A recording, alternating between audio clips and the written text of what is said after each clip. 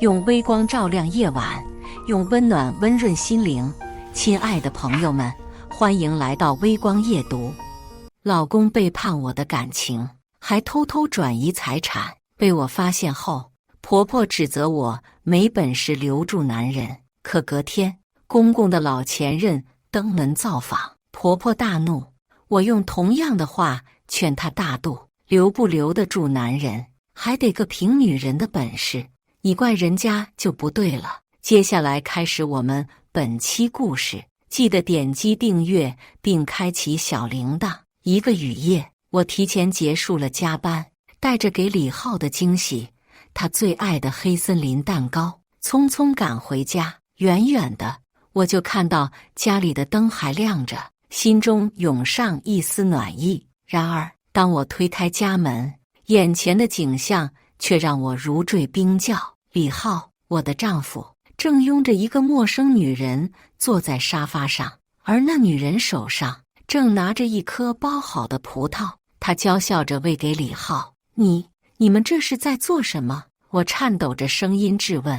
李浩的表情从惊讶转为冷漠，他站起身，嘲讽地说：“既然你都看到了，那就明说吧。她怀孕了，是我的孩子，我们离婚吧。”我目瞪口呆，感觉自己仿佛被雷击中。而这时，婆婆突然从卧室冲出来，不是来安慰我，而是指着我的鼻子骂道：“小江呀，你也不要怪小李，你既不会甜言蜜语，也不能生孩子，反观人家小张，多会哄男人开心，最重要的是，人家能生孩子呀！”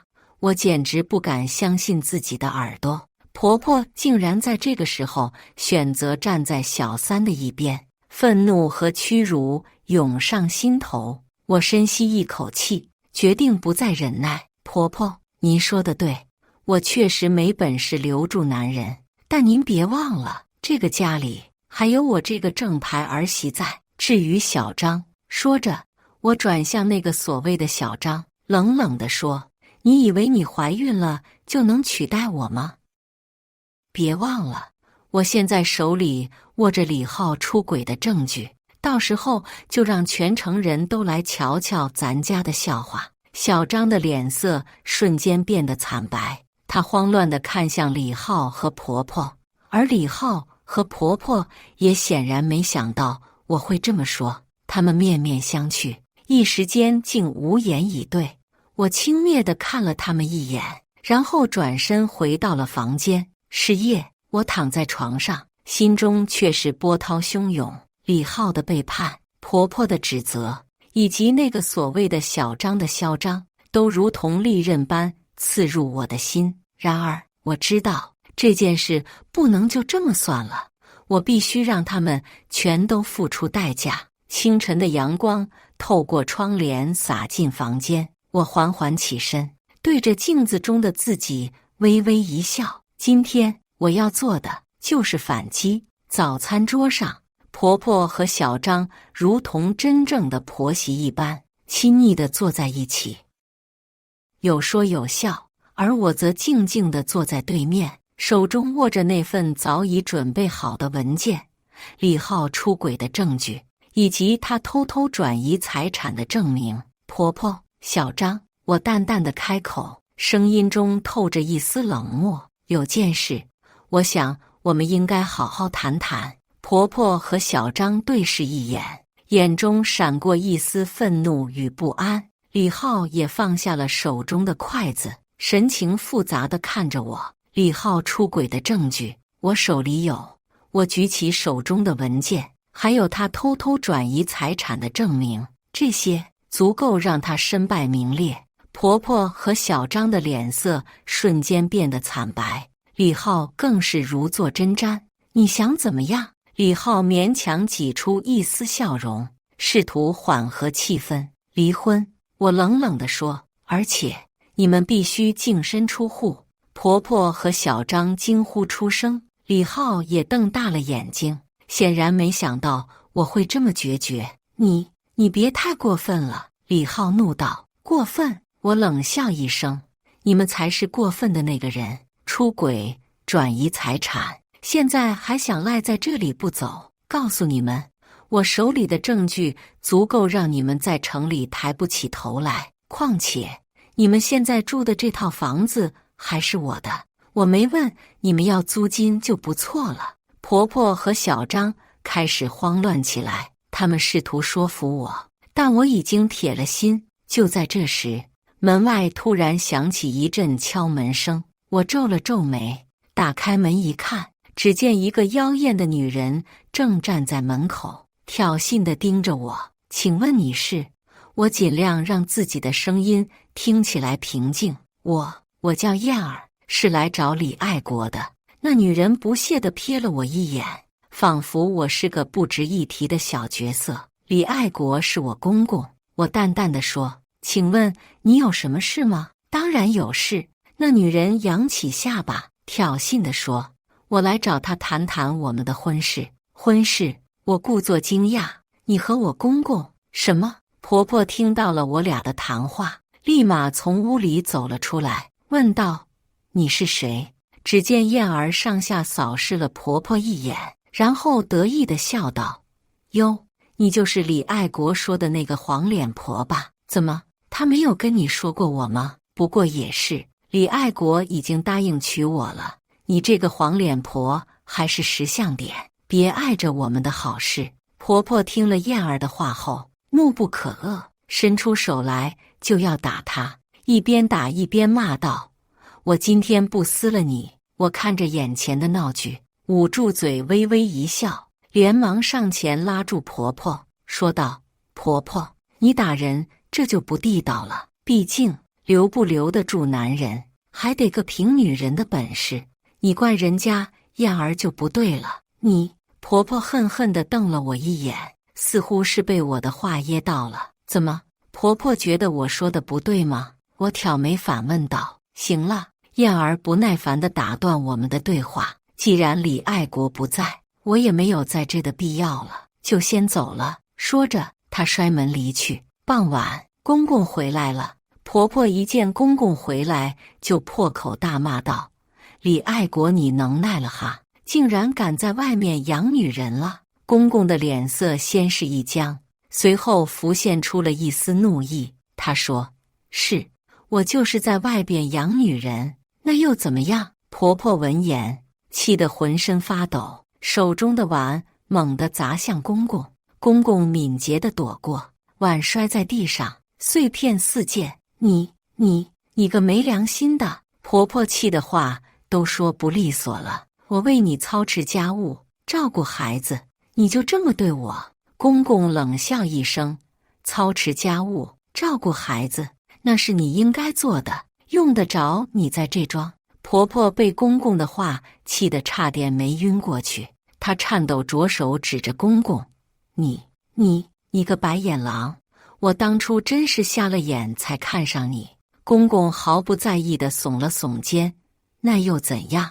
反正我现在已经找到了真爱，我们离婚吧。婆婆一听这话，立刻就像是被点燃的炮仗一样跳了起来。离婚可以，但是你必须得净身出户。公公冷笑一声：净身出户，你觉得可能吗？我告诉你，我已经找好了律师，离婚是板上钉钉的事。说完，他转身走进他的房间。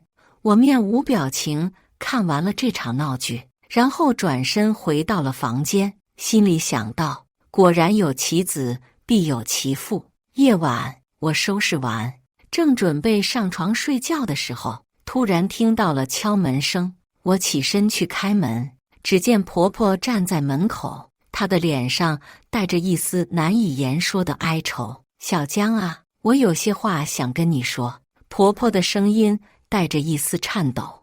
我让她进了房间，坐在床边。她看着我说道：小江，以前是我对不起你，现在我们能不能联手把他们父子赶出家门去？我吃了一惊，没想到婆婆会提出这样的要求。我犹豫了片刻，然后问道：你确定吗？婆婆点了点头，她的眼中闪过一丝坚决。我确定，她低声说道。我受够了他们的欺负和冷漠，我发誓，我是真心想把他们父子赶出家门去的。看着婆婆那认真的表情，我沉默了，叹了口气，然后点了点头。好吧，我同意。第二天一早，我醒来后的第一件事就是决定与李浩摊牌。我坐在床边，整理了一下思绪，然后叫醒了还在沉睡的李浩。李浩，我们需要谈谈。他皱了皱眉。怎么了？我深吸了一口气，直截了当地说，既然你已经有了真爱，而且她还怀了你的孩子，我们就离婚吧。但是你必须净身出户，今天就去把婚给离了。李浩一下子愣住了。你说什么？离婚？净身出户？是的，离婚。我重复了一遍，语气更加坚定。李浩突然坐起身来，他的眼神变得凶狠而冰冷。你不要太过分了，我怎么可能净身出户？你想都别想。他的声音充满了愤怒和不甘。他瞪大了眼睛，举起手来，试图以他一贯的暴力手段来解决问题。但光脚不怕穿鞋的，我毫不犹豫地冲进厨房，拿起一把闪闪发光的菜刀，举着刀，恶狠狠地指着他，大声喝道：你再敢动我一下试试看，离婚就离婚！他无奈地咆哮道。我冷冷地看着他，心中已经没有任何波澜。那我们就法庭上见。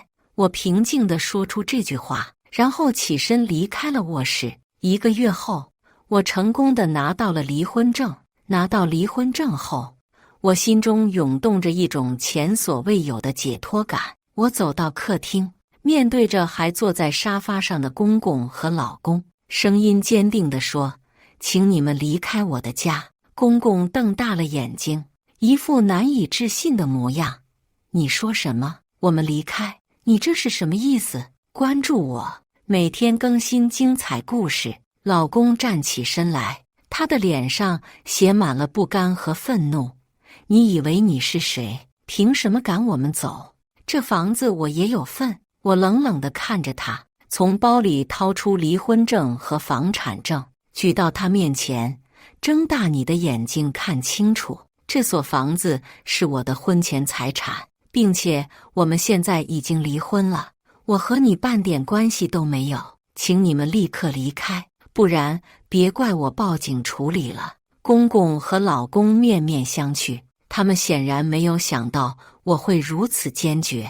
他们互相对视了一眼，然后老公恶狠狠地瞪了我一眼，转身朝门口走去。公公见状，也无奈地叹了口气，跟随着老公一同离开了。我站在门口，目送着他们离去。我知道，这是我新生活的开始。我关上这扇门，迎接属于我和婆婆的平静与幸福。然而，这份好不容易维护的安宁，终究还是被打破了。公公的频繁上门，像是一场无休止的风暴，席卷了我和婆婆的平静生活。一天，我正坐在客厅看电视，突然听到门外传来了激烈的敲门声。我皱了皱眉，走过去打开门，只见公公一脸怒气地站在门外。你怎么又来了？我冷冷地问道。公公没有回答我的问题，而是直接说道：你婆婆今天必须跟老子回去。你都已经和李浩离婚了，现在和我们家没有任何关系了，难道让他在家里给你当佣人吗？婆婆听到公公的话，从厨房里冲了出来，脸上写满了愤怒。你凭什么这么说？我是不会回去的。公公似乎被婆婆的态度激怒了，他大声说道：你这个老顽固，咱儿子已经和小江离婚了，你还有什么资格待在这里？婆婆毫不退让，她瞪着公公，大声反驳道：离婚怎么了？离婚了，我就不能从这里待着吗？你这个不要脸的老太婆，你居然还有脸待在这里？人家小张都怀孕了，肚子里是咱的孙子，你也不知道回去照顾人家。婆婆听到公公的话，脸色顿时变得苍白，她颤抖着指着公公，愤怒地骂道：你这个不要脸的老东西，你在外面养小三，你还有脸来这里说这些话？人家小张怀孕了，你让你的燕儿回去照顾呗，反正咱俩迟早是要离婚的。公公听见这句话，瞬间恼羞成怒，他上前抓起婆婆的领子就要揍她。看着眼前的一幕，我肺都要气炸了。我毫不犹豫地抓起旁边的花瓶，用尽全身力气向公公的头部砸去。花瓶在空中划出一道优美的弧线，随后在公公的头上破碎，鲜血四溅。公公惨叫一声，颓然倒在了地上。我心中充满了愤怒和恨意，但同时也感到了一丝解脱。我终于出了心头的一口恶气，但最后我还出于人道主义拨打了120，并打电话向李浩说明了情况。就在我以为经过这一件事情，公公和李浩能消停一点的时候，他们又开始作妖了。公公把他受伤的照片发到了社区的群里边，开始控诉我和婆婆对他的伤害，还配文说：看看这狠毒的婆媳俩，竟然敢对我动手，真是反了天了！我怎么这么惨呀？群里一下子就炸开了锅，各种议论纷纷涌现。有人指责公公太过强势，也有人同情公公的遭遇。当我看到公公恶意重伤我和婆婆时，我心中的怒火瞬间被点燃。我迅速在群里回应，言辞犀利：公公，您这是怎么了？难道忘记了是您先动手打人，而我只是出于自卫才拿起花瓶？现在您却故意歪曲事实，抹黑我们，您这是想干什么？我的话像一记重拳，直接击中了公公的痛处。他恼羞成怒，开始在群里发布更多的照片和消息，试图为自己辩护。我则直接放出了公公和小三的照片，并配文道：公公，您口口声声说我们是狠毒的婆媳，但您自己呢？您背叛了婚姻，养小三，还对我们动手，您才是真正的狠毒之人。我们不想和您争吵，更不想和您动手，但我们也绝不会让您随意抹黑我们，请您自重，也请您尊重我们。群里的气氛瞬间变得更加紧张，各种评论和猜测如同潮水般涌来。有人开始支持我，认为我揭露了真相；也有人站在公公那边，认为他受到了不公正的待遇。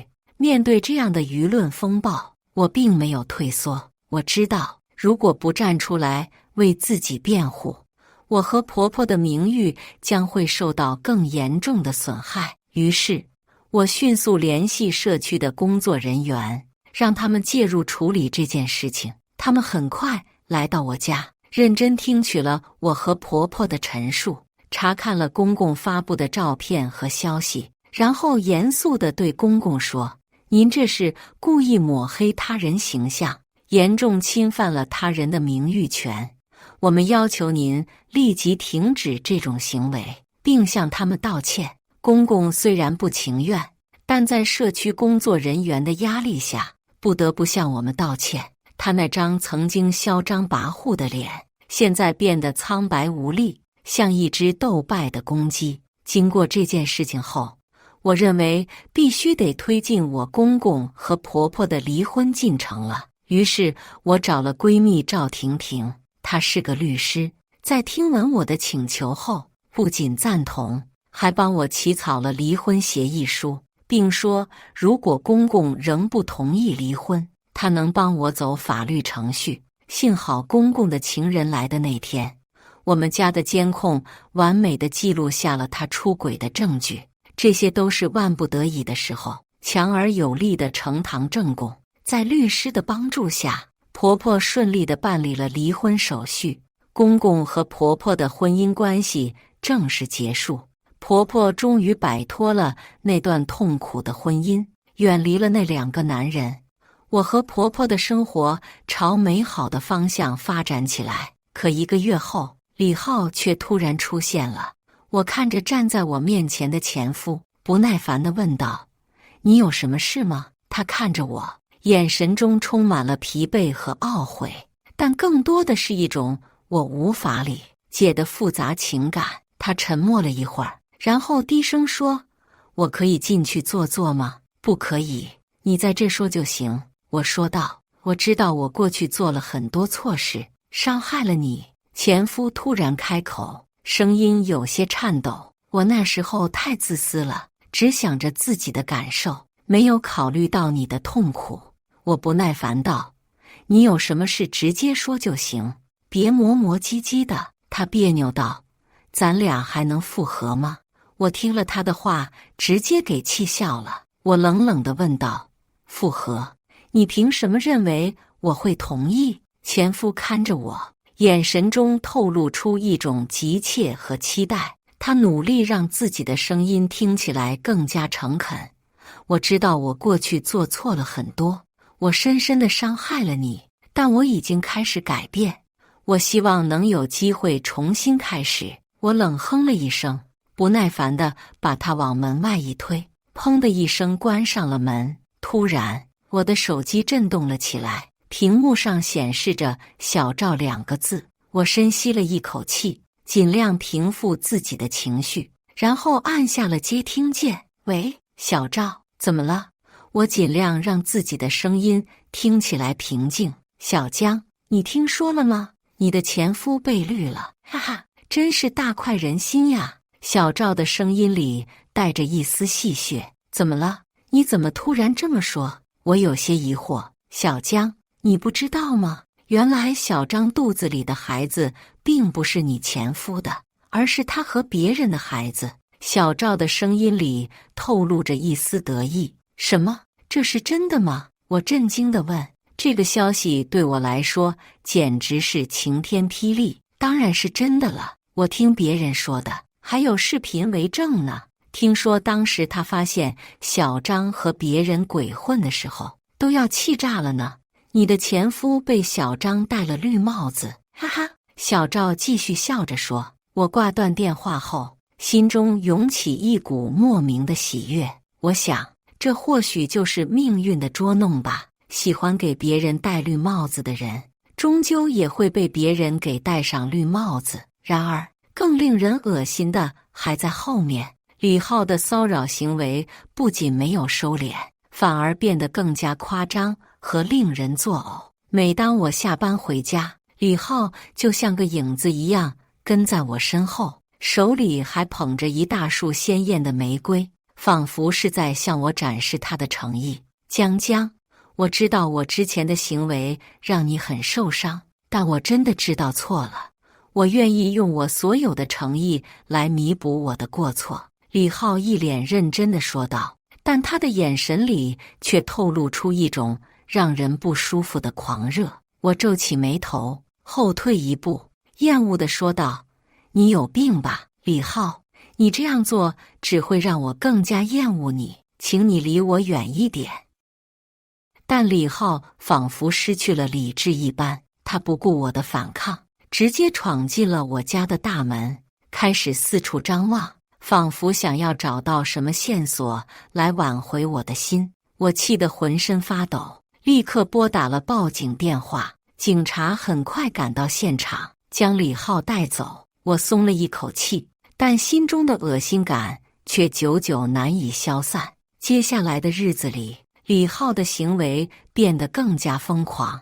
他不仅在公司门口堵我，还在社交媒体上发布一些暧昧的言论，试图引起我的注意。我忍无可忍，决定采取更极端的措施。我找到了一家私人侦探社，请求他们帮助我摆脱李浩的骚扰。私人侦探很快找到了李浩的行踪，并在他再次骚扰我的时候将他当场抓住。他们不仅将他送到了警局，还帮助我申请了保护令，确保他不再有机会接近我。虽然事情得到了解决，但这段经历却让我对李浩的变态行为感到深深的恶心。经过李浩那番疯狂的骚扰之后，我深知他绝不会轻易放手，于是我决定采取一些策略，让自己摆脱他的纠缠。一天，在下班的路上，我设计偶遇了小张。我知道他们俩因为上次小张出轨的原因就已经分手了，但小张对李浩的财富一直念念不忘。于是我打算利用他的贪婪来对付李浩。我故意在小张面前提起，哎，你知道吗？李浩最近手头可是宽裕得很呢。小张立刻露出感兴趣的表情。真的吗？你怎么知道？我装作无意间提起的样子。哎呀，就是之前偶然听他说起的。他似乎最近赚了不少钱。小张的眼睛立刻亮了起来。哼，我就知道他有钱。我们在一起的时候，他就一直藏着掖着的。我趁机煽风点火。是啊，他真是太狡猾了。不过你现在还有机会啊，不如去找他谈谈。小张犹豫了一下，但最终还是被贪婪战胜了理智。好，他跟我分了，我还没问他要分手费呢，他给我点补偿也是应该的。从那天开始，小张就像变了个人似的，整天神神秘秘的。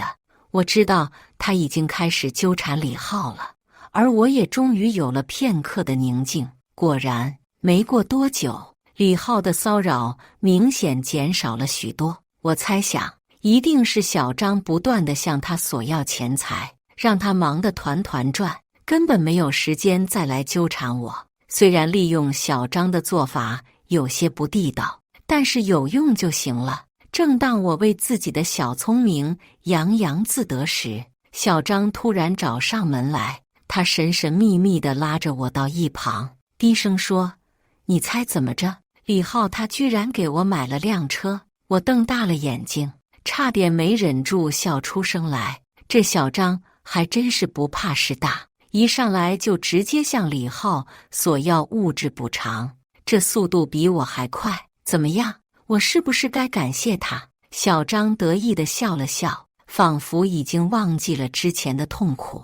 我无奈地摇了摇头，心想这姑娘可真是现实的让人佩服。不过既然她愿意帮我分担李浩的骚扰，我也懒得去揭穿她的真实动机。是该感谢，我敷衍着回应道。不过你可要小心点，别被他给骗了。哼，你以为我像你那么傻吗？小张不屑地撇了撇嘴。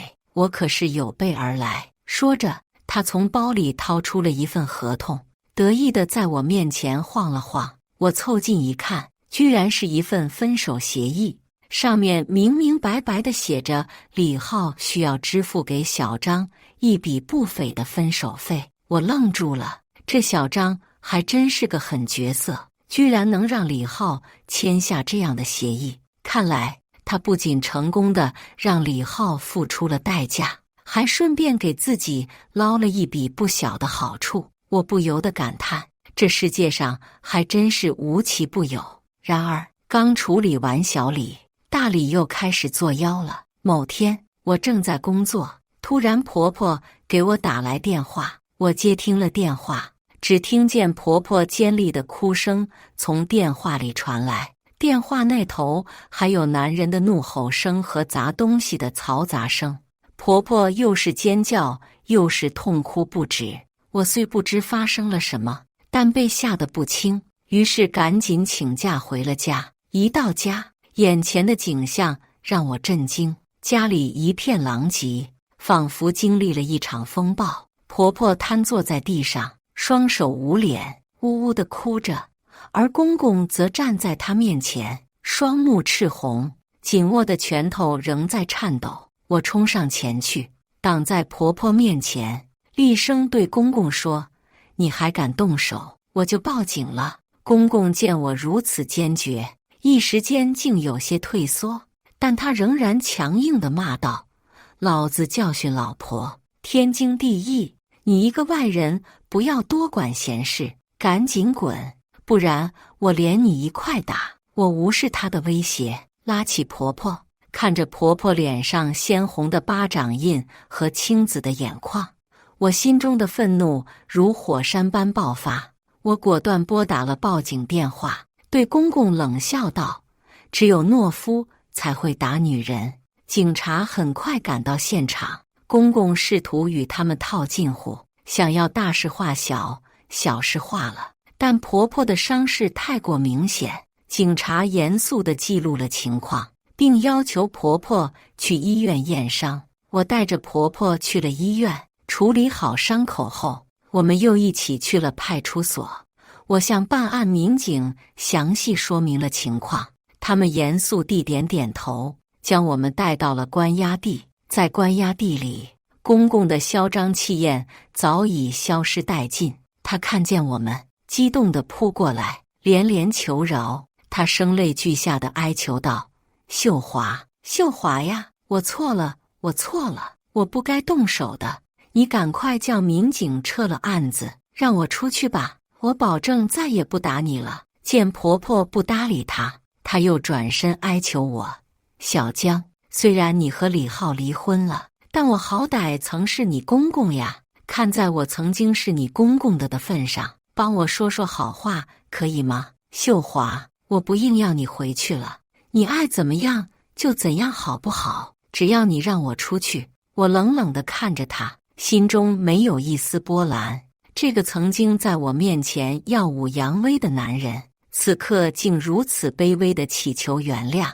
我转身对民警说：“请按照法律程序处理吧。”最终，公公因为殴打他人行为被警方拘留，脱离了那父子俩。我们的生活一切都在向美好的方向发展。我们婆媳俩开始一起经营我们的生活，享受着属于我们的幸福时光。而那些曾经背叛我们的人，只能在冷风中瑟瑟发抖，为自己的所作所为付出代价。这就是我的人生。我相信，只要我们有足够的勇气和智慧，就一定能够战胜一切困难，迎接更美好的未来。我知道我的故事还在继续，而我也将继续前行。故事完，接下来是我们本期第2个故事。记得点击订阅并开启小铃铛。毕业后，我放弃了国外名校的硕士 offer， 陪着男友陆峰入职一家集团分公司，从销售基层做起。为了部门业绩，我被主管陈婉安排跑了足足1个月的外地出差。回来后，却发现自己千万大单的业绩和男友都被他抢走了。我和他拼命，陆峰却果断选择站在陈婉身边。我心寒不已，为什么选他？陆峰居高临下地看着我，眼神凉薄。因为他叔叔是这儿的经理，而你只能让我在底层挣扎拼命。他叔叔是经理，可是集团董事长是我爸呀。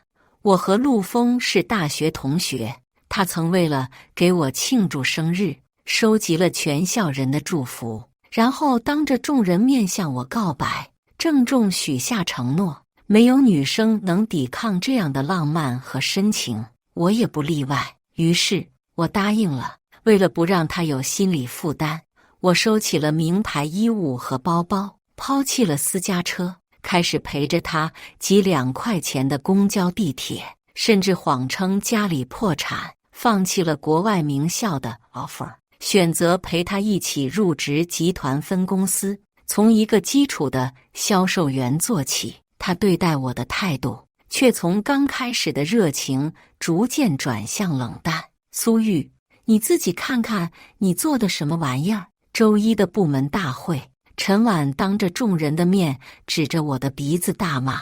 这份替他做的数据分析，我已经按照他的要求改了不下10次。我直视着他的眼睛，不卑不亢。陈主管，我们是销售部，数据报告只能作为辅助手段，我更多的时间和精力应该花在跑业务上，而不是盯着这几行数字。陈婉环胸嗤笑，呵，连数据报告都做不好，你能做出什么业绩？下面的人也跟着窃笑起来。整个部门的倒数第一，在这谈业绩，对他们来说自然可笑。没错，从我入职陈婉就看我不爽，经常给我安排一堆杂事，以至于我根本没有时间出去跑销售业务，业绩自然成了整个部门的倒数第一。但这已经是我所能获取到的最详细的数据了。更多的数据权限，如果需要，可以向总经办和董事会提出开通要求，恕我无法凭空捏造。陈婉被我顶得一时语塞，眼里闪过怨毒，手指狠狠敲着桌子。你想跑业务是吗？行，我让你跑个够。随即他扔给我一张公司名片，启生科技，业内出了名难啃的骨头。之前公司曾为了他们的单子派出过10几个人，都被驳回了。陈婉把启生科技给我，就是要看我的笑话。你把这个单子搞定，否则这个月干完滚蛋，部门不养闲人。我把名片紧紧捏在手里，手指发白。出了会议室时，陆枫正站在我们部门外，高大帅气的形象吸引了不少人的瞩目。他把手里的袋子递给我，早上出门你没吃早餐，我给你带了。我打开一看，是包子和茶叶蛋。为了他，我和家里闹掰了，现在和他合租在一个破旧老小区，房租水电都 AA 制，除了偶尔他会给我带的早餐。陈婉刚好路过门口，和陆枫对视了几秒，他娇笑道：谢谢你的咖啡。我还没见过这个铁面巫婆笑得如此春风化雨的模样。视线一扫，陈婉的桌上放着一杯星巴克。陆枫给我买5块钱的早餐，却给别的女人送30、40的咖啡。我冷眼倚着墙，一副等待他解释的样子。小玉，别想多了，我希望陈主管多照顾你。我意味不明地嗯了一声。我要出差一段时间，照顾好海绵。海绵是我养了4年的猫咪，被我从家里带到了破旧的出租屋。还好他并不嫌弃，每天照样黏我。我订了当天晚上的机票，提前回家收拾行李，然后在客厅隐蔽处放了个摄像头，用来关注海绵的日常。最后摸着它毛茸茸的脑袋，不舍道别离开。飞机抵达海林市的时候，已经是晚上11点了。落地后，我第一时间打开了摄像软件，想看看海绵的情况，然后不可置信地捂住了嘴。原本干净温馨的家里，此刻竟然变得一片狼藉。桌上扔着吃剩的外卖和各种酒瓶，地上杂乱地扔着衣物，而陆枫和一个女人竟然倒在沙发上拥吻在一起。我呆愣在原地，从未想过这样的戏码会真实地发生在自己身上，心脏瞬间沉入冰海，浑身如同被万只蚂蚁啃噬。女人抬头的时，我终于看清了她的脸，脑袋中轰鸣一声，呼吸凝滞。陈婉眼里闪过冷光，我掌心的力几乎要把手机握碎。我果断地拨了陆枫的电话，尽量克制着自己颤抖的手。电话那头忙音传来，心被不受控地打入地狱。机场喧闹的人群逐渐散去，硕大的到达厅仿似孤岛，只有我困在原地，指甲嵌入肉里，鲜血滑落。我强迫自己咽下眼泪，冷静下来，一字一句道：陆枫，陈婉，我不会让你们好过的。一个报复计划在脑海中悄然成型。我提前查到了启生科技 CEO 莫毅的行程，然后在餐厅门口守株待兔。见过了照片，簇拥着的人群里，我一眼认出了莫毅，然后毫不犹豫走上前，阻拦住了一行人的步伐。莫总，你好，我是苏盛集团的，冒昧打扰了。莫毅不耐烦地皱起眉头，他身边的助理连忙挺身出来，把我拉到一边。这位小姐，莫总正在陪重要客户，有什么事情可以明天去公司说。没关系，我等莫总空了再谈。我说着，垂下眼睛跟在后面。等候在他们转场的 KTV 门口。海林市靠北许多，冬夜格外寒凉，我不由拢紧了衣物，把脸缩在衣领里，可身上的寒冷却不及我心里的1/1000。想到摄像头里的场景，绝望就像海啸汹涌而至。这一单必将成为我送还给陈婉的大礼。助理跑出来买东西的时候，看到了门口的我，脸色诧异：“你先回去吧，莫总他们一时半会出不来的。”我扯着冻得僵硬的脸笑笑，呼出几口白气，摇摇头道：“没事，我只是表达苏盛集团的诚意。”助理叹了口气，回来时给我手里塞了瓶热的饮料。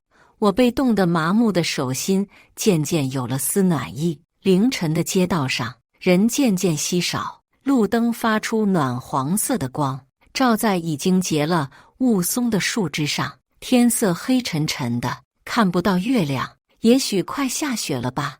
我跺了跺快没有感觉的双脚，身体不自觉地打了个冷战。打开手机，点开了和老爸的对话框，写改了半天，最后还是尽数删除，把手机揣回口袋。脑海里浮现了那天他指着我痛骂的场景：为这么个混小子放弃出国，还要去底下当销售，你可真是出息了。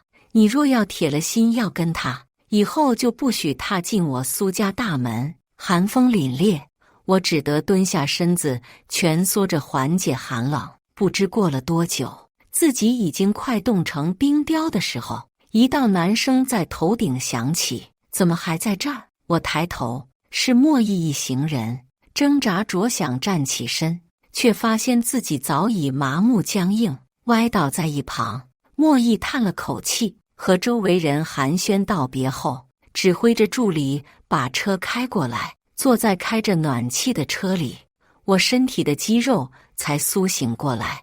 莫毅靠在椅背里，捏了捏眉心：“你住哪？先别开，莫总，可以借用您几分钟吗？”我知道之前的10几人，很多连莫毅的面都没见到就被遣回去了，所以我才刻意在寒冷的冬夜用几小时挨冻换几分钟对话。机会不会平白无故掉下来，谈生意表现诚意是最基本的。他抬起手腕看看时间，5分钟。我心里松了口气，起码他算是开了口子。您之前担心我们的价格太高，市场不买账，我这次就是来谈苏盛集团愿意提供1000套零件，帮助启生科技试错，你能做主？莫毅动了心思，眼里带了丝探寻。当然，并且这也是我们主管陈婉的意思。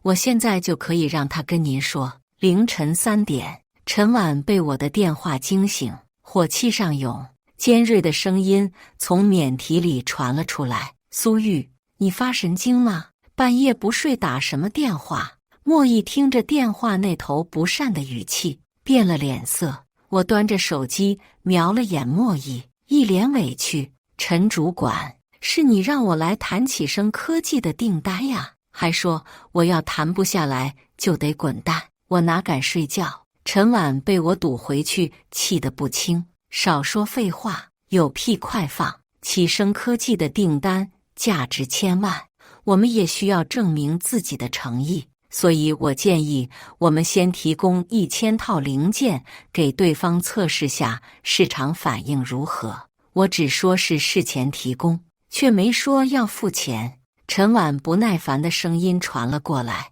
这点小事你问我干什么？前期测试是应该的呀。”我笑：“鱼上钩了，那陈主管是同意提供这1000套了是吗？”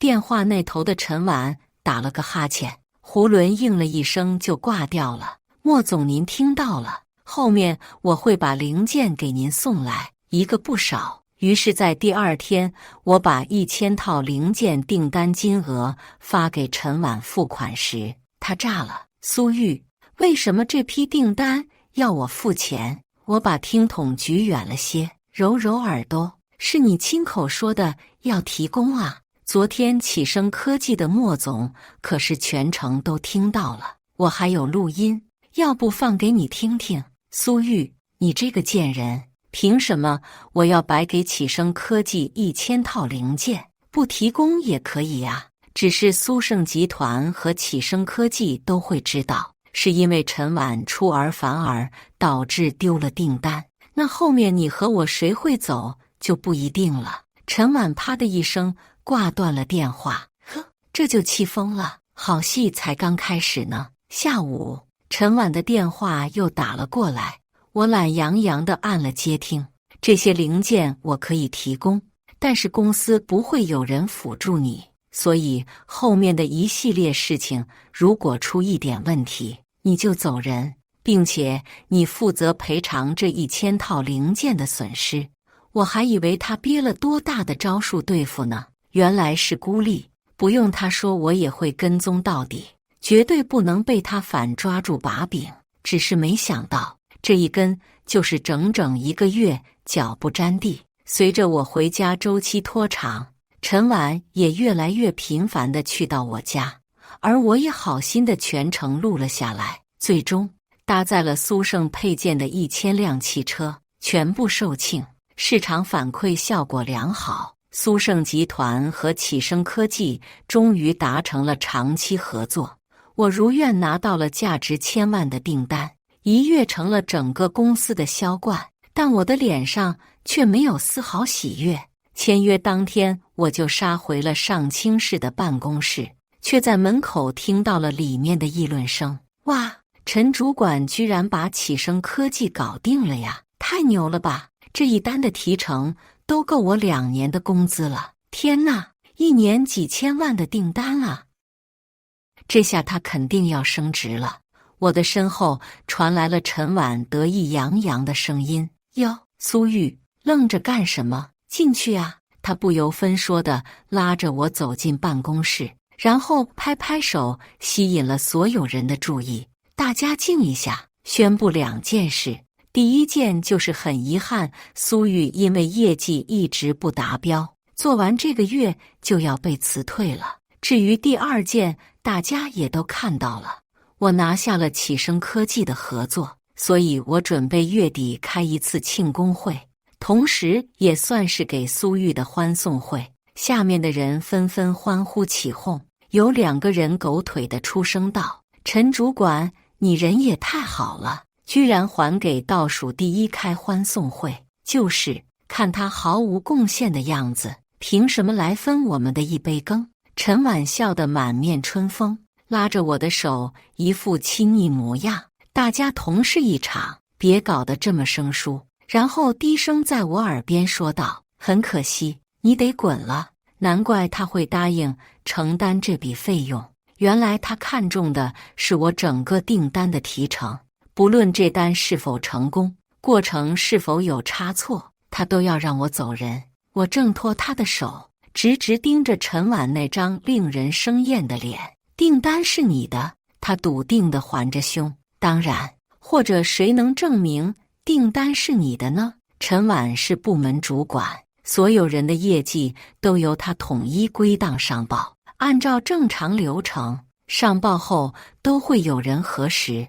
可陈婉人都没离开过上清市，却签了海林市的单子，这么明显的 bug 没人指出来，只能证明他背后还有更大的靠山。我眯着眼睛，攥紧了手里还没来得及放下的行李箱，强迫自己按下冲动，冷静下来。行，跟我去找总经理确认。等电梯时，我迎面撞上了来给陈婉送咖啡的陆枫。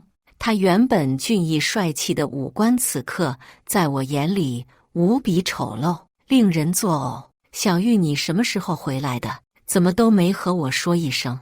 我不动声色地后退了半步，和他拉开距离，然后努力压抑着一拳挥他脸上的冲动，冷淡回应：有点事，回聊。然后我就拖着陈婉上了电梯，按下了顶层按钮。分公司的总经理陈山挺着肥胖油腻的身躯从电脑前抬起来，他道：什么？你说启生科技的订单是你拿下的？我点头，拿出了行李箱里的合同原件，上面的公司代表人一栏签的是我的名字。陈山绿豆似的小眼转了几下，肥手拿过我的合同。我会查清楚的，你们先回去。却从头到尾没有问过陈婉一个字。不对劲，我眯着眼睛打量着两人，伸手按住了合同。等等，陈总，合同需要归档，你不能拿走。陈山虎着脸，声音拉了下去。什么意思？不给我怎么查清原委？事后我自然会送去归档。然后不耐烦地挥挥手，像驱赶苍蝇似的。你走吧，以后这种小事别随随便便来找我。我的脸色沉了下去。小事？这种徇私舞弊、滥用职权的做法，在他眼里居然是小事。看来他不是第一次做这种事。这个分公司总经理的位子还是坐得太稳当了。我狠狠拍了把桌子，把他肥厚的身躯吓得震颤了下。我需要一个合理的解释，若是想不了了之，我会跟你没完。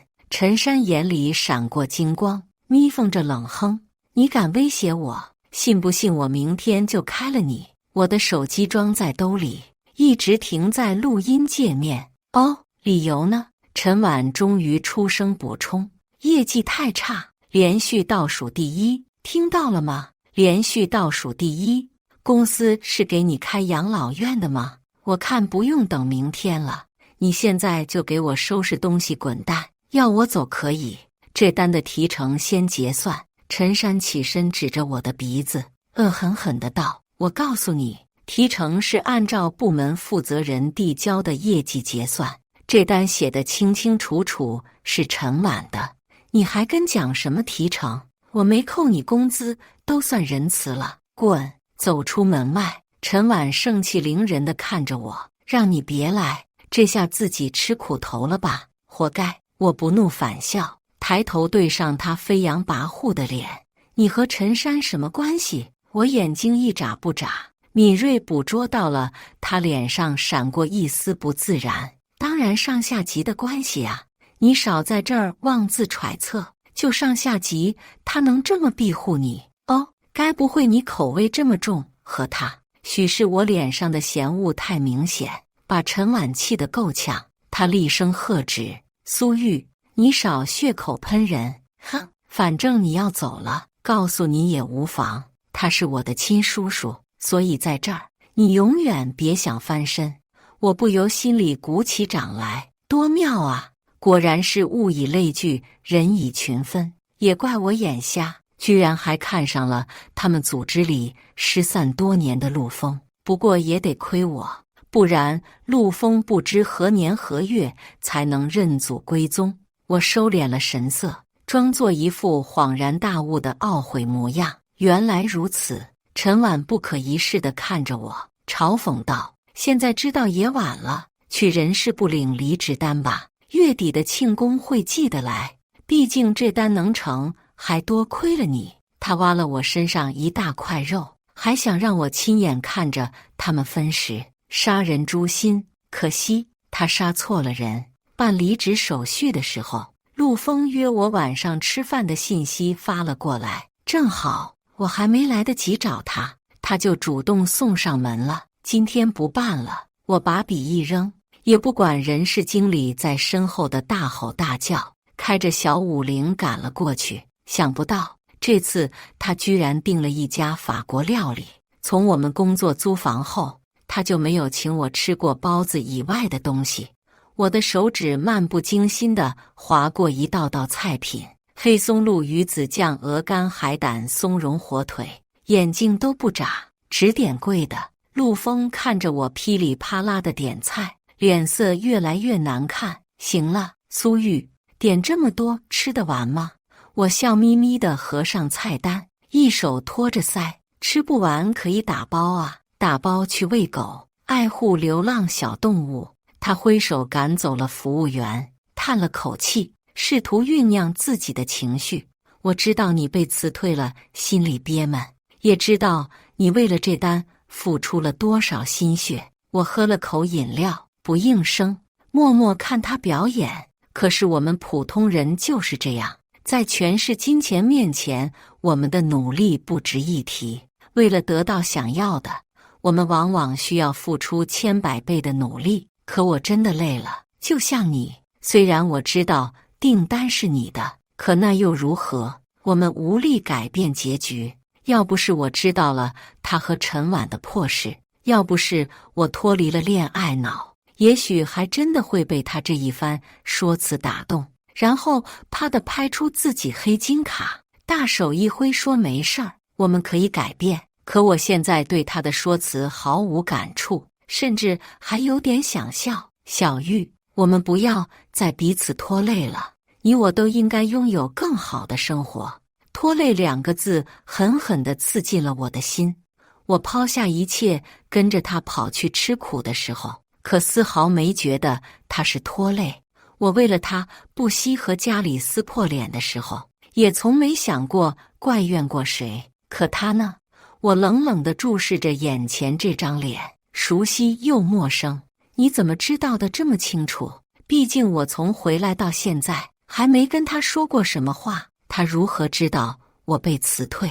又怎么确定订单被陈婉抢了？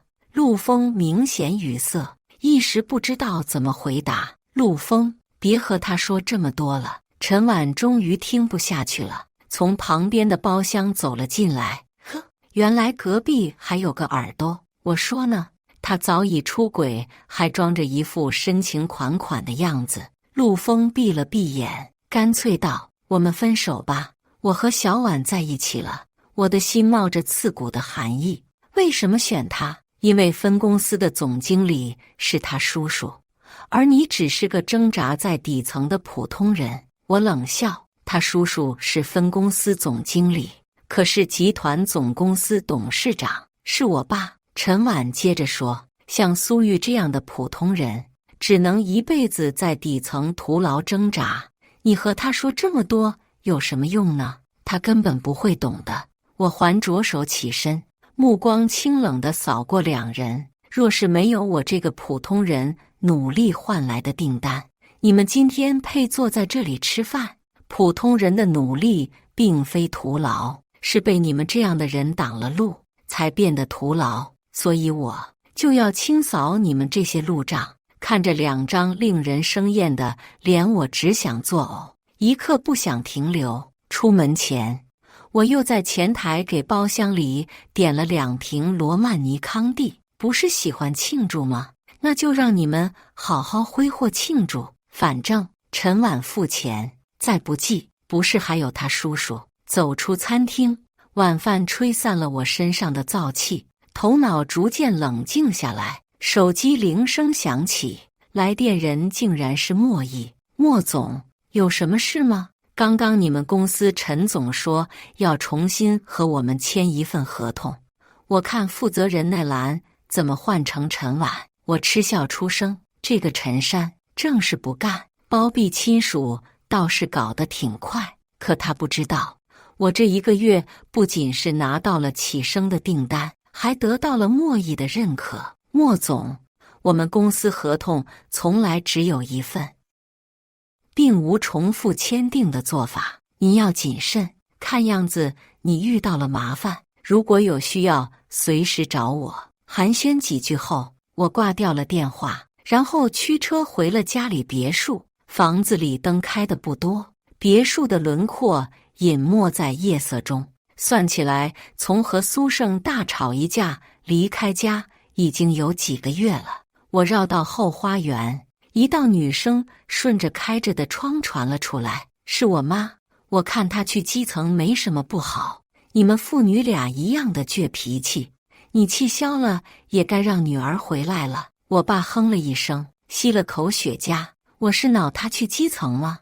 你看看他为那个臭小子干出些什么事，苏家的脸都被他丢尽了。我妈声音带了委屈的哭腔，那怎么办？还不是我身上掉下来的肉，你让我眼睁睁看他在外面受苦，我做不到。哭哭哭又哭，他就是被你惯成这样的。我爸不耐烦地起身踱着步，屋里只剩下我妈抽噎的声音。良久，我爸叹了口气，软了语气：“我也不是非得让他在外面，但是不吃点苦，他怎么见识人心险恶？你以为我愿意看他受罪？可等我们没在了，谁能护着他一辈子？靠那个什么陆丰吗？小玉是不撞南墙不回头，我若不放他去撞，最后他吃的苦会比现在多得多。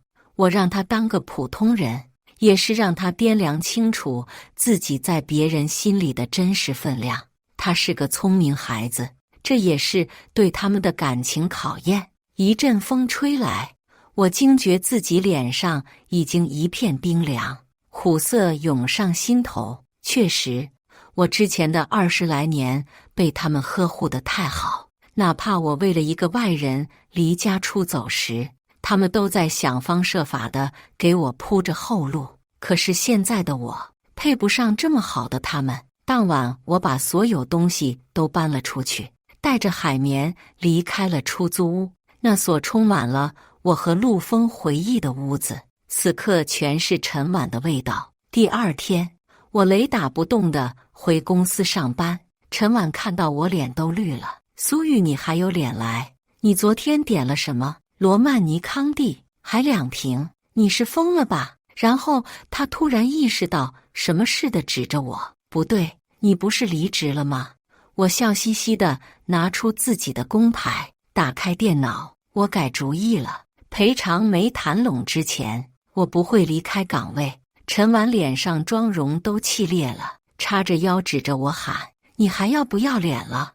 你再这样，我喊保安赶你出去！”我斜睨了他一眼：“我正常办公，你要非法驱赶，我就报警；要强制离职，我就去劳动仲裁。你可以碰一下试试。”陆丰好巧不巧地来送咖啡，在看到我的时候，眼里闪过一丝厌恶，质问道：“苏玉，你来干什么？你把陈婉坑得还不够惨吗？”我不语，走上去一把夺过了他手里的咖啡，然后直接泼到了他脸上，一滴不剩。咖啡混着他头上的发胶，滑落在白色羽绒服上，狼狈不堪。嫌他惨，那你陪他一起惨。苏玉，你疯了吧？陆丰哪里在人前有过如此失态的时候？他把自己的形象看得比命都重要。片刻的怔愣后，意识到自己的形象实在不堪，着急忙慌地跑去卫生间收拾。陈婉看着面前突发的变故，气得手指都在发抖，嗓音尖锐刺耳：“苏玉，你怎么敢？你……”我吊儿郎当地扔掉咖啡杯，坐回工位。陈婉扑上来就想要打我巴掌，被我一把捏住了他的细胳膊。不好意思，我学过散打，你想试试？另外，头上有监控，你想被刑事犯罪也可以。我狠狠把他的手甩开，翘着腿开始准备办公。周围人打量的视线恨不得在我脸上戳个洞。大家脸上瞬间闪过了各种精彩表情，一副吃瓜模样。陈婉装着委屈可怜道：“是你们自己感情走到尽头，只能怪你自己，知三当三，还这么理直气壮。要不我把出差这1个月的视频给大家看看。”我咂着嘴摇摇头，说的话却让陈婉脸色煞白。他没想到我家里竟然录像了，更没想到自己干的龌龊事都被我看到了。陆丰清理完咖啡后又走了进来，他的外套脱掉了，头上还在滴着水，残留着淡淡咖啡味，不由分说拉起我往门外走去。楼梯间里，陆丰声音疲惫：“苏玉，别闹了，我们好聚好散不行吗？”我掀起眼瞥了他一眼，又别开脸：“你是好散，我可不是。我倒是好奇，你真的爱他？”他抓了把湿着的头发，撑开腿坐在楼梯间，反问我：“这重要吗？”我戏谑道：“你爱的是钱，张张都一样，所以你才觉得爱不重要。苏玉，你看看你这副样子，尖酸刻薄，还有一点我们刚认识的模样吗？我扬起脸，笑得明媚。那时候我是装的，现在才是真的我。我从来就不是什么温柔可人的小白花，而是张牙舞爪的仙人掌。陈婉也跟了过来，拉起了坐在地上的陆枫。你看看他这副样子，哪里值得你半点喜欢？他根本配不上你。我反唇相讥，我凭什么要配他？也就你这样的人，才会把别人丢得破烂当个宝。够了，苏玉，你看看你这副泼妇嘴脸，哪里比得上陈婉一根指头？陆枫声音很大，呵斥声连楼道外的人都听到了。我的耳边还回荡着当初他的温言软语，眼前一幕幕闪过画面。他小心翼翼地把自己收集了几个月的生日祝福交到我手上，然后捧着花，单膝跪地说会一辈子对我好。他会每天起很早去帮我在图书馆占位，让我睡个好觉。他还会主动吃半个月的泡面，只为了给我买一条项链。他会在风雨大作的晚上给我送粥，因为知道我会懒得出去吃饭，而我肠胃不好，又不能不吃晚饭。他对我的好，我都还记得，只是现在该忘了，不再多费口舌。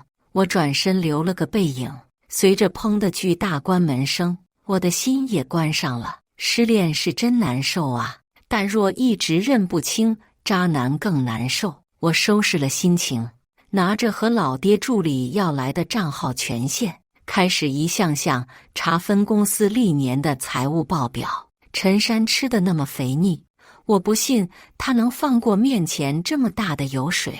刚没看几行，陈山居然亲自下楼来了。他点着我勾勾手，你跟我来。顶楼总经理办公室里，他像个山丘似的坐在椅子上，我都担心椅子会承受不了他的重量。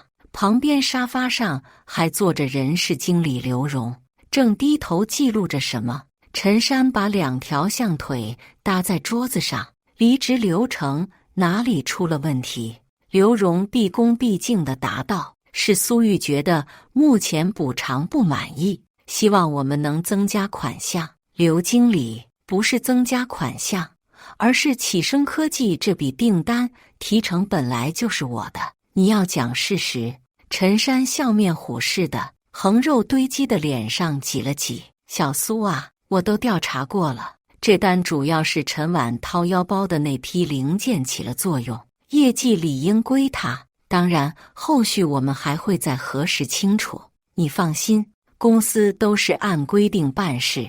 我嗤笑着勾了勾嘴，定定地看着他那双小眯眼。陈总，我已经把合同原件都给了你，还有什么需要核实的？或者我们一起和启生科技打个电话确认。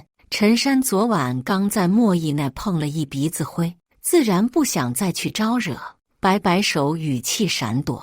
这你就去公众号胡巴士看更多，别管了。公司有自己的程序，你只要按照流程办理好离职就好了。另外，我已经和刘经理打了招呼，虽然你业绩一直是倒数第一，但我们念在情分，给你额外增加0.5个月的工资补偿，提成不到位，离职就免谈了。我站起身，丝毫不怯的回敬，想用空话大饼敷衍我，以为我是初入职场的小白菜吗？苏玉，你不要敬酒不吃吃罚酒。陈总，人证物证俱全，你也别太有恃无恐了。陈山在职场上呼风唤雨惯了，哪曾被人这样顶撞过？当即抓起桌上的杯子往我身前狠狠地砸过来，我故意没躲，生生挨了这一砸。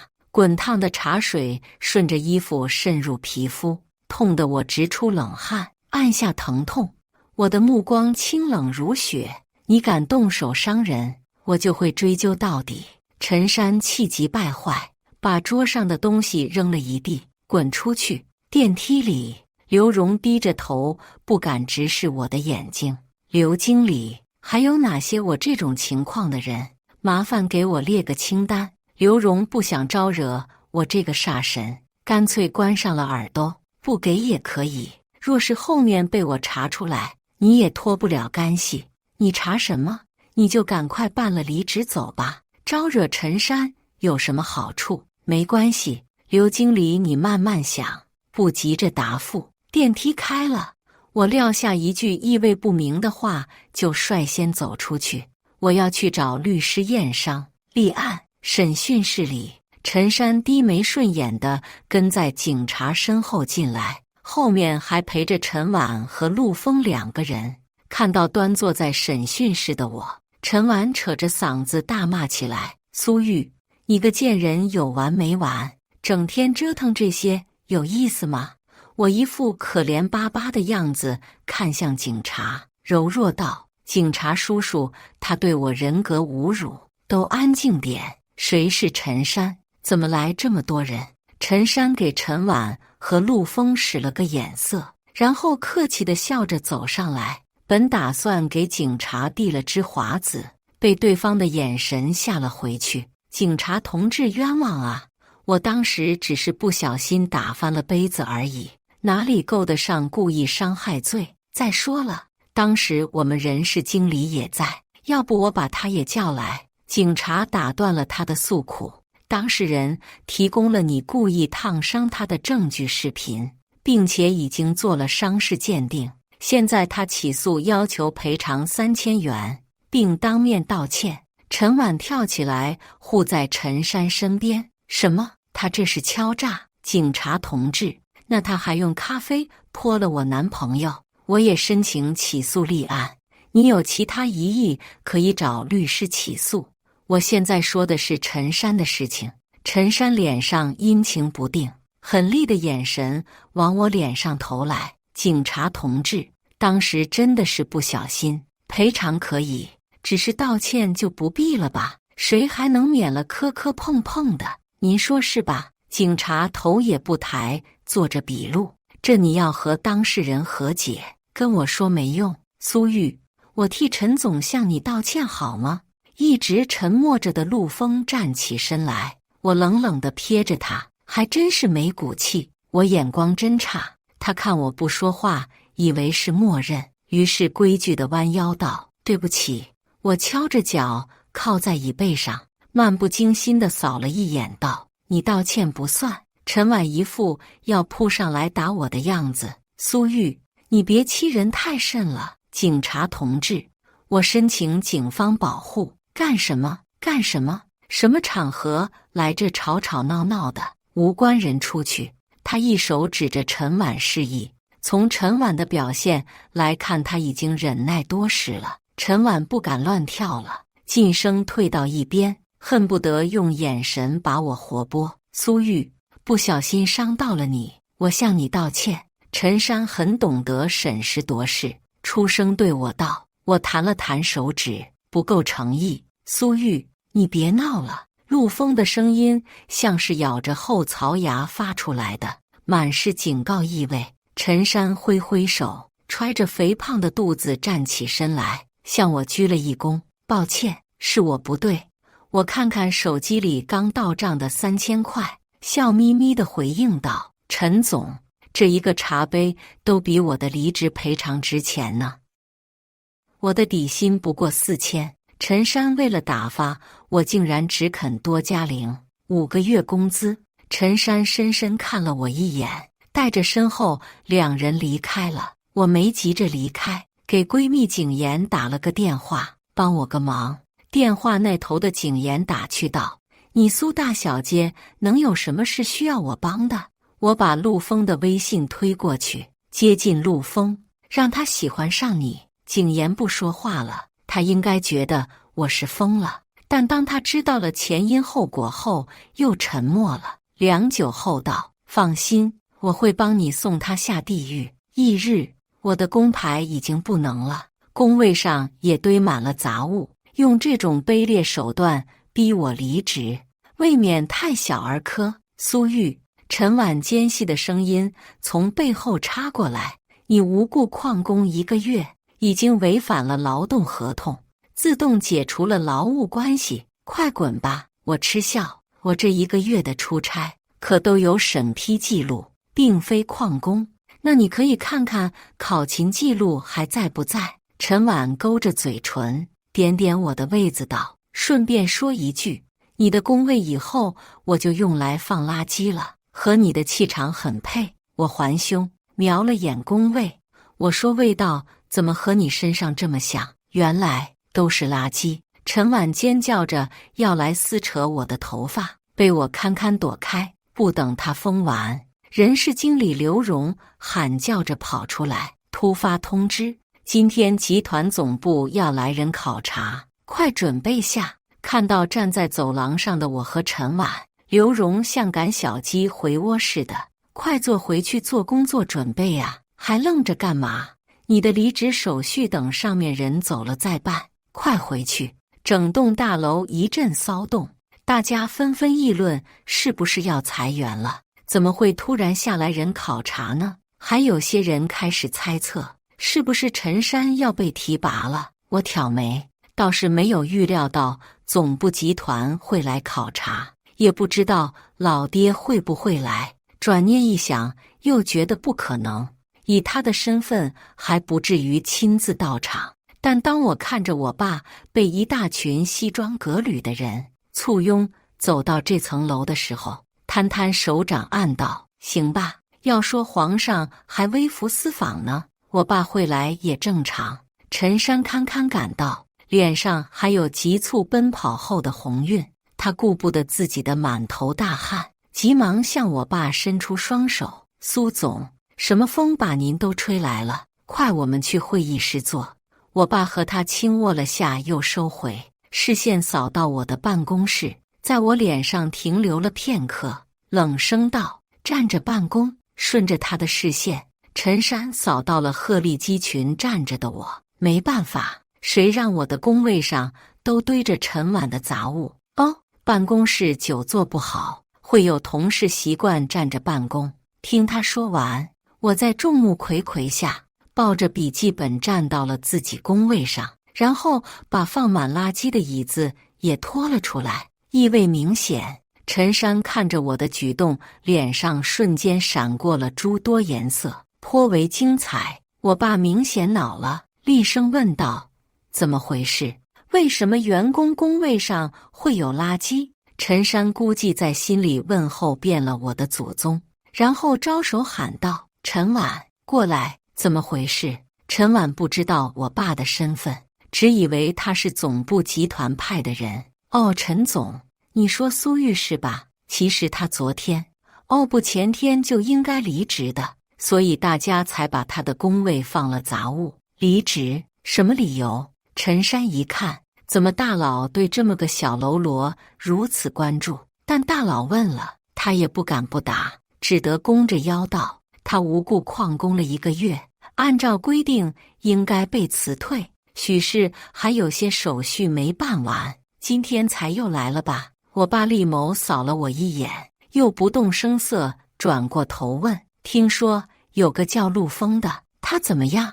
这个名字瞬间惊动了在座所有人，怎么总部集团的人居然还知道陆枫吗？没等陈山回话，陈婉抢着美言：苏总，陆枫各方面都非常优秀，我们准备年底让他升职的。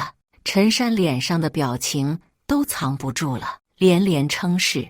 估计没想到陆枫竟然还有这样的面子，能让大老板亲自过问吧。我爸鹰一样锐利的眸子投向陈婉：你是谁？苏总，我是销售部主管陈婉，也是陆枫女朋友。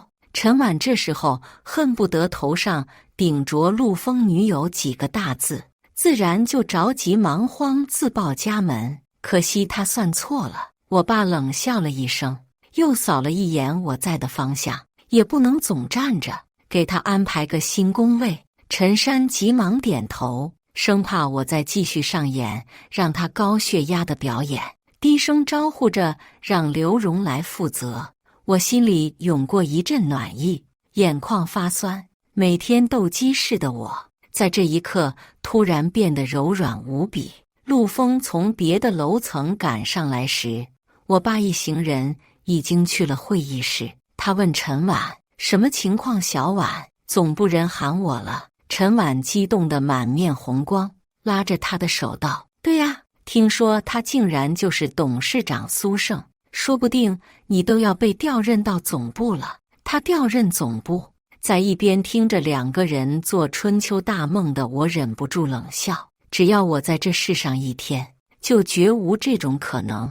陆枫不动神色抽出了自己的手：“还不一定呢，再看。”陈婉却还没发现他的异常，还在满心欢喜地畅想着两人的未来。他没发现，我可是看得一清二楚。我太了解陆枫的本性了，他的喜好，他的习惯，还有他心里的算盘。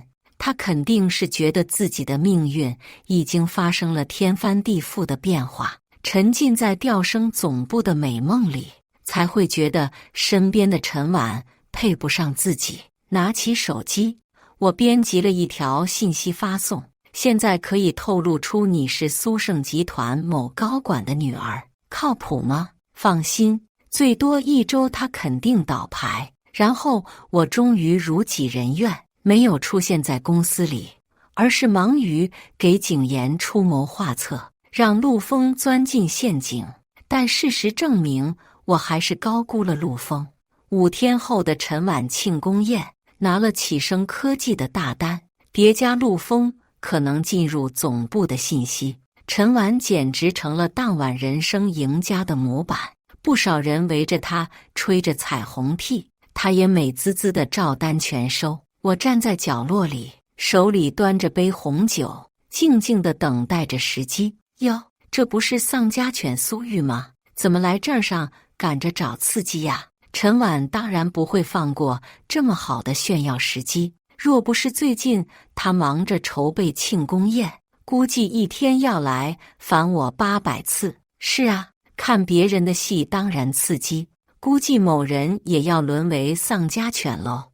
我的话让他当即变了脸色，威胁道：“你最好安分点，否则我要你好看。”我轻飘飘地扫过会场，状似无意地说了声：“怎么陆枫怎么还没来？”陈婉应该也是察觉了些陆枫这几天的异样，脸上闪过一丝不自然。他路上堵车，你少惦记我的未婚夫。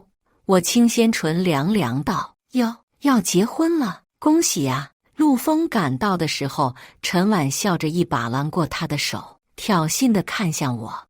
我淡笑着抿了口红酒，他没注意陆枫眼里那一闪而过的厌恶，我看得明明白白。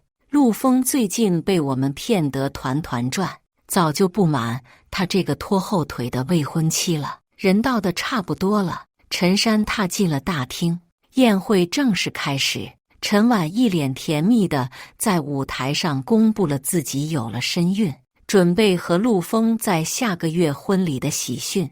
台下众人欢呼起哄起来，纷纷喊着让他们亲一个。孰料陆枫却一脸嫌恶地掰开了他的手，拍拍衣袖：“抱歉，陈婉，我还没做好准备，我仔细思考了，我们还是不合适。”陈婉手中的话筒瞬间掉落在地上，发出刺耳的轰鸣。“你说什么？陆枫，你在说什么？”我心里默默数着时间，差不多了。景言踩着高跟鞋，一身奢侈品牌高定礼服从门口走进来。陆枫深情款款地看着他，对着台下众人道：“郑重介绍下，她是集团高管的女儿，也是我的女朋友景言。”陈婉喉咙都哑了：“你在说什么？陆枫，你疯了吗？我怀了你的孩子啊！混账东西！陆枫，你什么意思？”陈山也迈步上台质问。这种当众打他的脸的行为，他自然是忍不了的。没什么意思，陈总，我想你还是先担忧一下自己的后半生，再替别人操心吧。陈山的脸色刷白，一手捂着心脏，另一手不可置信地指着陆枫。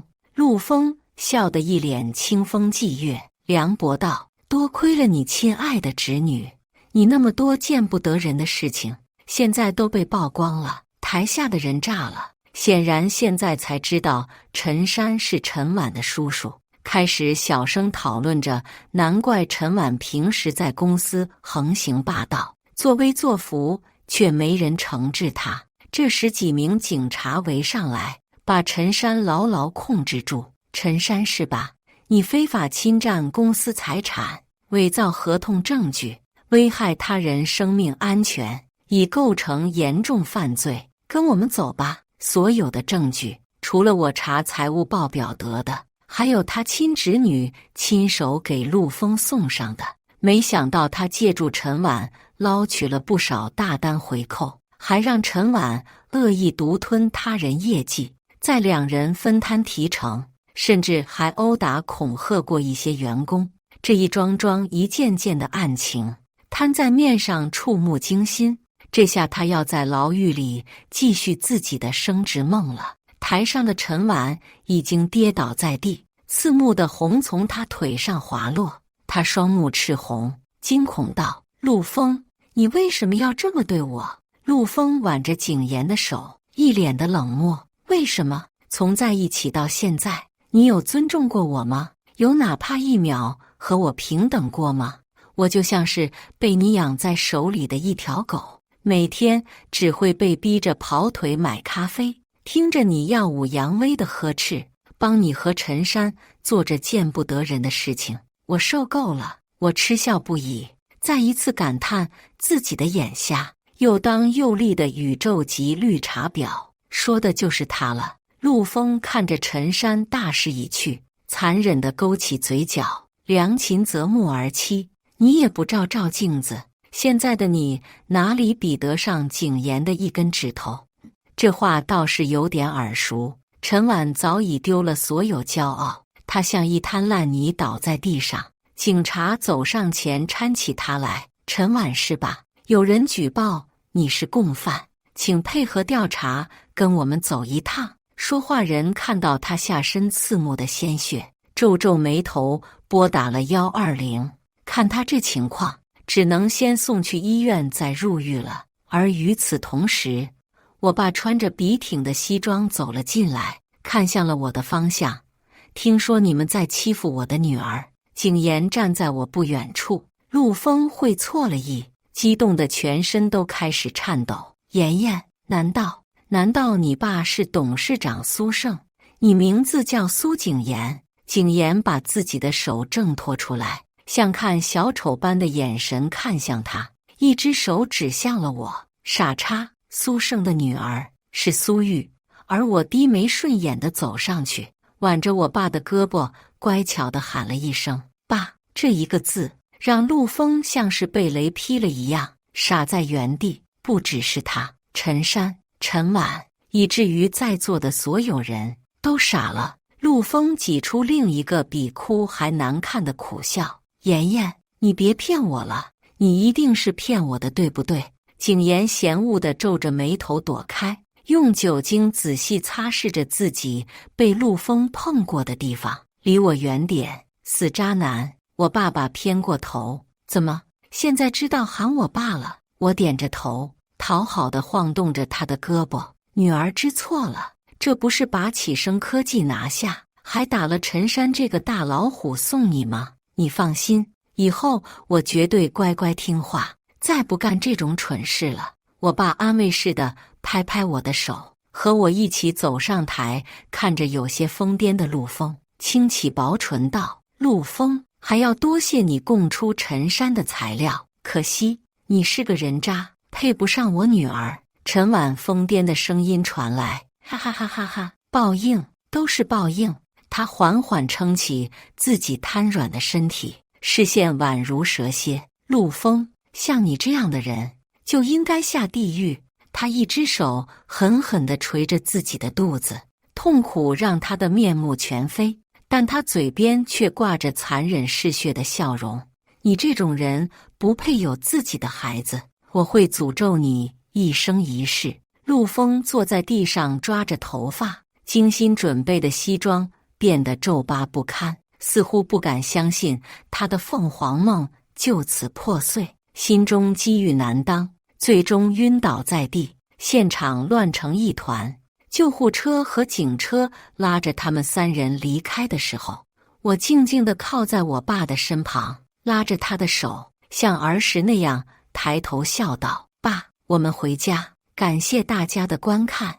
本期影片大家觉得是第1个故事精彩，还是第2个故事精彩呢？欢迎大家在下方评论区讨论。如果你喜欢这类故事，记得点击订阅微光夜读，并分享给更多的人，这会对我帮助很大。再次感谢大家的观看。